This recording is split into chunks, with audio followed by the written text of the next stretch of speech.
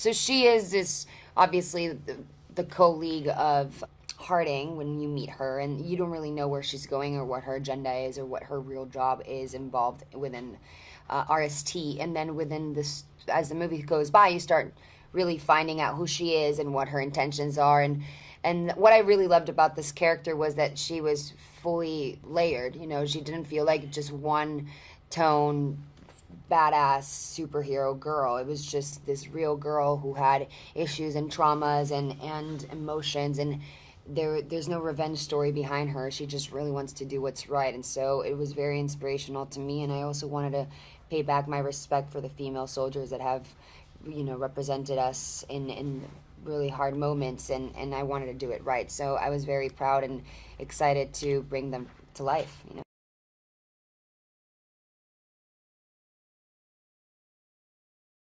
He's this very good ex-Navy SEAL. I think he was probably top of his class, and he's gone through this horrific trauma. And he's lost his legs, but through the RSD, he's been enhanced, and he has a second chance. But yeah, he feels angry at a lot of things. He's obviously upset that this has happened to him. He blames probably a lot of people. He blames the military. He blames Harding for not giving him this opportunity, and blames Ray for sort of taking away everything that he wants, including the technology and probably KT as well. And yeah, he's got some issues, but he's such a fun character to play, and I really enjoyed it because he's quite different to the characters I've played before.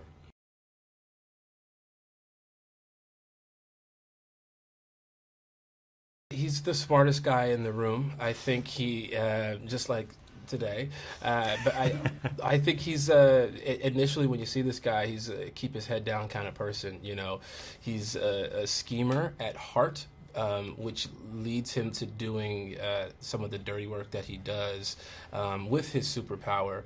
But, you know, maybe there's a master scheme at play here for him. And I think, you know, you watch the film, you know, you'll see some of those things play out. I think him spending a lot of time alone has formed a lot of his extroverted actions that you would see. Obviously people who get human interaction know how to behave, and with this guy in particular, he doesn't.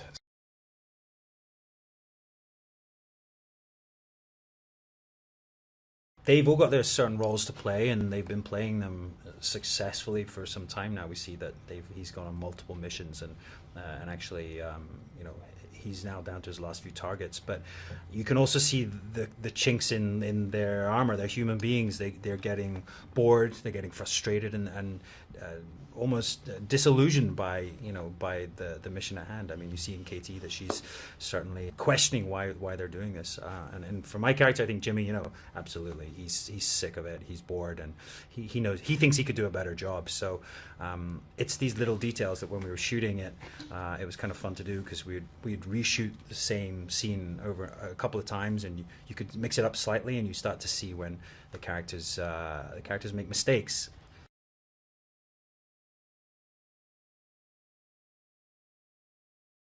Because his memories are constantly being manipulated, if he does go off on his own, I could do stuff to him. You know, he has to become human. He does have to have that human side to kind of tap into his own self more. That technology being tapped into this web or whatever interface it's tapped into can still be manipulated.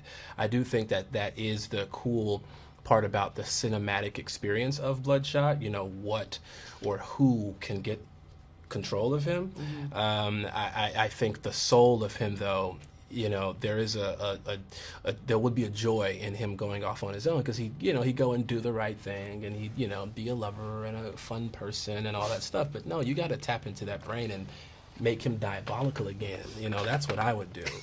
I would use that power for 100% evil.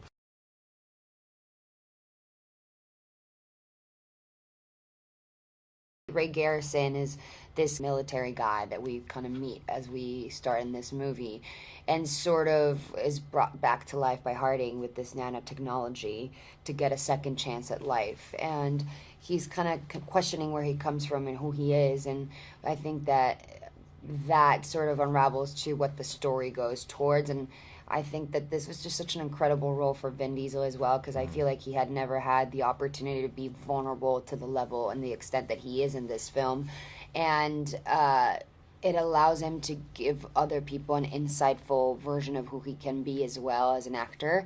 And it did such a service to Bloodshot as well, because it is a real human trying to find his meaning in life now that he's had a second chance. And I think it comes with a lot of things. It comes with rage and excitement and fear and emotions and doubts, and that's why I feel people will really relate to Bloodshot and really connect to him. He's not just a Terminator. He's not just this superpower Superman. He is this guy who has all these conflicts and is trying to learn as he goes, but also trying to keep his humanity. And that's what made such special splash to us to be part of Bloodshot.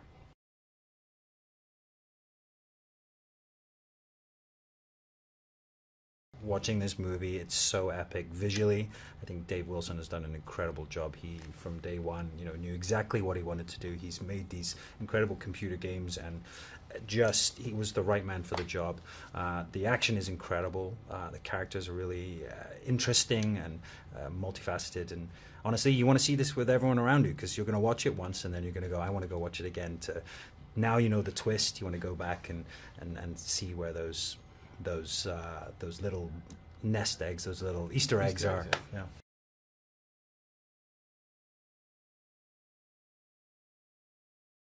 What really has defined Vin Diesel throughout his career is that when he had the shot to really make a difference, when he started what would be his legacy as an actor, he really cared about breaking the mold in the sense of like being inclusive, and he really represented a diversity at the time. And so Vin has done such a good job with expanding universes, and the fact that he has dived into Bloodshot after being part of many successful films and he's part of the Marvel world, he's part of the Fast and Furious world, and all these things was just strong in the sense of allowing people to expand in that actors to come in and do more and allow them to have more layered roles. And I think that everyone involved within itself, like the studio behind it, the director, taking risks on these movies is really important. And he, I think, was great for it as well, because it allowed him to get to a different level that he hadn't gotten before. And I think people will fall in love with him even more so. And it just goes to show that no matter what stage of your career you are, you can still reinvent yourself and do different stuff and show what you're capable of. And we're all very grateful because we just created a whole new world with this film.